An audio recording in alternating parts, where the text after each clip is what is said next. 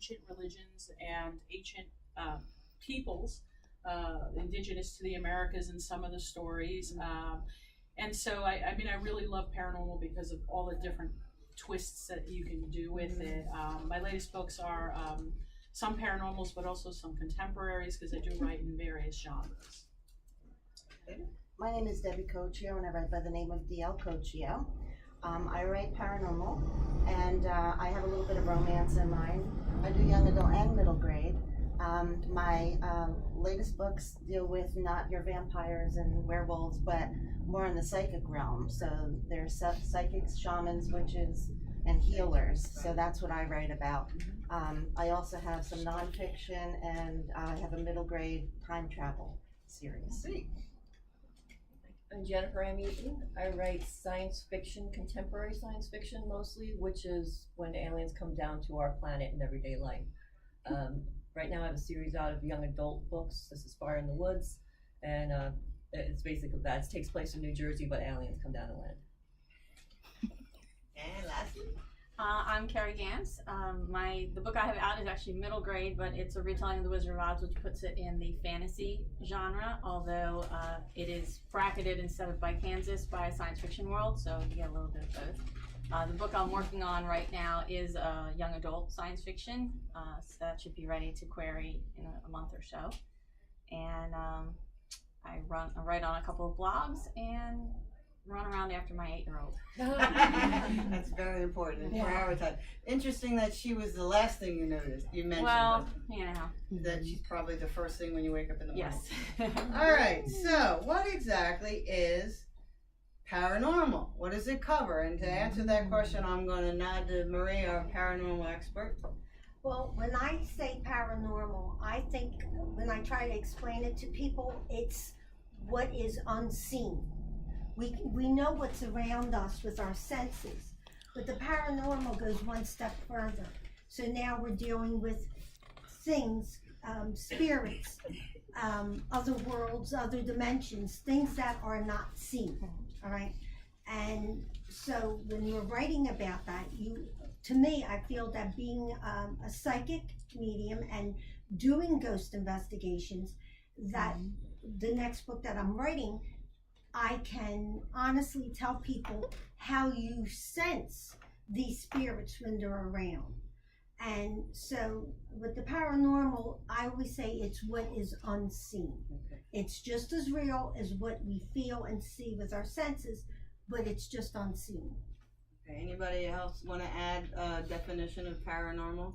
We're talking ghosts. Go ahead. I do some ghost hunting too. Okay. But I also would like to add to paranormal as that which cannot be explained. Mm-hmm. So you're always trying to find some proof behind it or how it works. Right. But that I would add that too. Yeah. All right. Next, about speculative fiction. That's kind of one of those ones that's kind of fuzzy around the edges as to where it actually fits. Anybody have any thoughts on speculative fiction? Jennifer? Speculative fiction is basically everything that's not clean contemporary. It covers your fantasy, your science fiction, everything that's not reality is speculative fiction. It just all falls underneath that umbrella. Right. So it can be something that we can't explain. It can be something that someday we might have.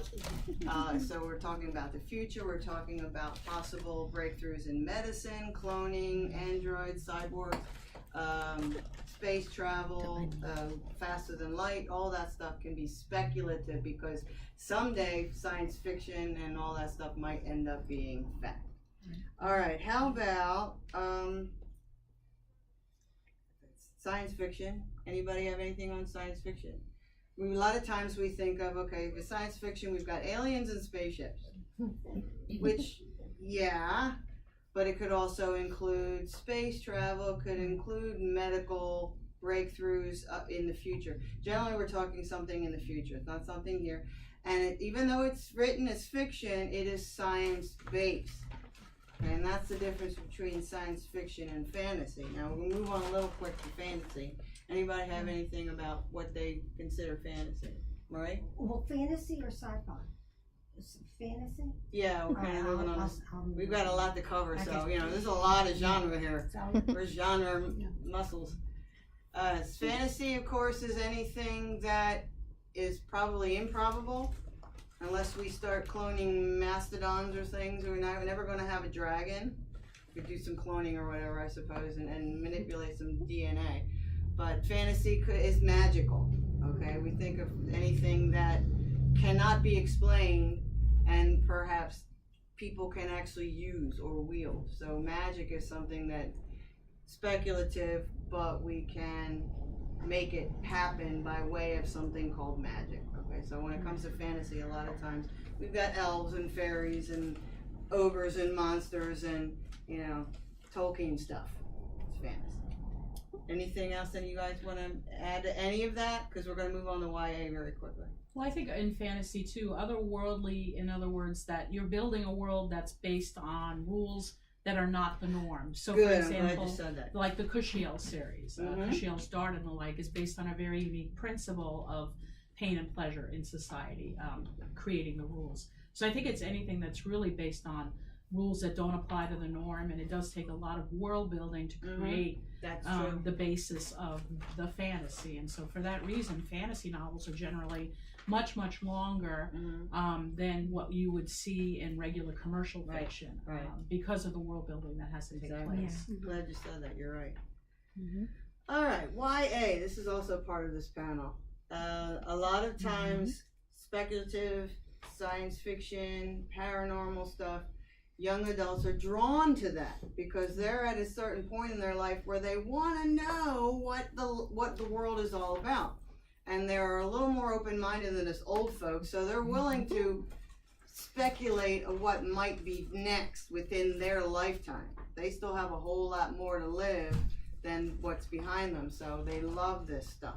Specifically, when you're writing for YA, for young adult, however, there are certain parameters that we follow, whether it's language, vocabulary, whether it's sex, whether it's something that is appropriate and pushes the limit a little bit for the YA, because they are, in fact, becoming adults. And in many ways, they are far more adult, far earlier now than when we were their age.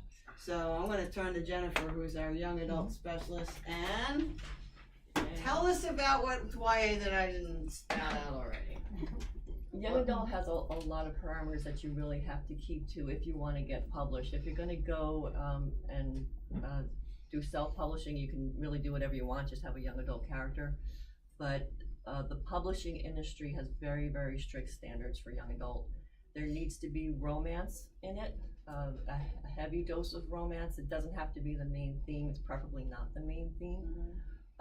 You have to be able to achieve inside that romance what the kids call the feels, which is really, really hard to do. Basically, somebody explained it to me when I was trying to learn how to do it, is making the little kitty squirm. And Make them uncomfortable? Is that not what you're saying? uncomfortable, but like in the romance part of it, they have to be so in love with this couple that they back up and read the pages again, and then they back up and read that section again, and really drive them into it so they are experiencing it. Because when you're a teenager or you're about to be a teenager, all those hormones are going crazy. That's true. And you know, even if you don't have a boyfriend, you wonder what it's like to have a boyfriend. Or because young adult is mainly aimed at girls. You know, there is a drive to get more boy books out there, but the 80-90% of the young adult reader is girls. So it's all going to be heavy on that romance. And a lot of the boys read it and they love it too. They won't admit to it. You know, my teenage son is, you know, he'll say, Mom, you know, don't tell anybody. He'll put this book, you know. So they love it also. Is he reading your bookshelf, or he's buying these or reading them from the library? Yeah. Both. I can't keep up with him. He's mostly in the library. You also have to have absentee parents. The parents can be there. They can be alive, but usually they're at work all the time, because the idea is that whatever the problem is in the book, the young adult character has to figure it out on their own. They can't let mommy and daddy help them. Very important, because young adults are growing. They're becoming people. They have to learn how to do things on their own. And very, very high. Whoops, Marie. It wasn't me. But it was it does have spirits. What was I saying? There's ghosts in the house. Very, very fast paced. It has to start as soon as you get into the, even if you're writing, like, I write high action stuff, but even the contemporary, you have to bond with the character in the first couple pages, because kids, their attention spans, if you have children, just think about how fast they can lose attention on something. If they're not grabbed within the first paragraph, you're done. So you have to have something happen right away in your young adult. Okay. All right, next I'm gonna go down the table real quick and ask a question to each of them. They'll get a chance to answer. All right, I'm gonna combine this next one. What's your greatest pleasure with writing in your genre, and what is your greatest challenge? Okay, my greatest pleasure is just getting the story out. With my sci-fi, a lot of the information came from dreams I had when I was younger that are happening now, so it's fun doing that. And the greatest challenge is the same thing. These are dreams that are coming true now in our situation with political, and so it's also frightening because I'm putting down what's happening, and so far I don't know where we're going. I just know we're up to this part. So I have those two challenges, and finding time to write, because I'm very busy, and making sure I devote that time to writing every day. That's the biggest challenge. Caridad? I think the greatest pleasure is being able to try new things. So when I first started writing paranormal, vampires were just at the start of the trends, if you want to do that. And I don't encourage people to follow trends because they change too rapidly. But writing paranormals gave me the ability to try, for example, a romance that had genetic engineering gone wrong. It allowed me to create a group of people that were derived from the Mayans and the Aztecs. And so that's the fun part, is that I get to borrow for so many different things to create a story. The hard part is that since they are romances, that story arc and that emotion that is involved in crafting the romance has to be front and center, because that's what readers expect when they pick up a romance. So as much as I may want to delve into the world building of these ancient people, or the genetic engineering and the like, I still have to be conscious of the fact that I have to satisfy a romance reader's expectations about it. So it's a fine line to walk, but I love it because it's a challenge, and as a writer I like being challenged to do different things. My greatest pleasure, I guess, is being picked up by a publisher, because you start off self-published, and then another self-published, and another one, and then finally I got my break. So I'm with Black Opal Books, so that's my greatest pleasure. And it's great to be able to put things I've actually done into my books, because even though they are paranormal and they're not they are believable to me, but people don't always believe in those things. A lot of the things in my books actually happened, and I wove it into a story so that young adults could get a taste of that. And what was the second part of the question? The challenge. The challenge. The challenge is definitely finding time, because I work a full-time job, and to find time to sit and give your devotion to writing. Jennifer? I'm a little psychotic in that I love editing. I get the book out, and that's probably actually my biggest challenge, is actually getting the whole thing out. But then when I go back in and I start to make the art of it, and I'm adding the feeling and the setting, and I feel myself starting to get excited about my own story, and the more you put into it, the bigger the story gets, and the more it kind of like blooms. That's really exciting to me. That's the best part, like seeing what your vision is in your head, like just kind of start to come up on the page. That's very exciting. And to me, the biggest challenge is actually getting it all out. The last couple of books I've written were on very heavy deadlines, and like these guys said, you're finding time to write. I have 3 kids, sports, a full-time job just as everybody else. And then when your publisher says get it done in 3 months, you have to get it done in 3 months, and it's hard to make yourself creative. And I gotta do it. That's the biggest part. I wonder sometimes when you sleep. Or I should maybe say if you sleep. Not much, unfortunately. Kerry? I actually am But like you, I like the revision process. Is probably my favorite part. The first person I've ever heard you say. Yeah, I've come to the realization, looking at my process over the past couple of years, that what I always thought was my first draft is actually like a mega outline, Okay. because it's always underwritten, it's always too short, and then I go back in and I do all the revision and I do all the building and I do everything like that, and that's when it starts to get fun for me.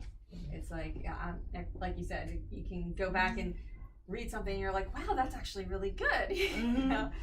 And the biggest challenge for me is definitely finding time. I have an 8-year-old, and just other things that I'm busy with. I find that marketing takes up a lot more time than I want it to. We'll get into that shortly. And the other thing is just, I tend to be verbose on the page, so letting it grow is fine, but then I gotta get it all Cut it down. Tighten that lasso Yes. just a little more. Exactly. Okay.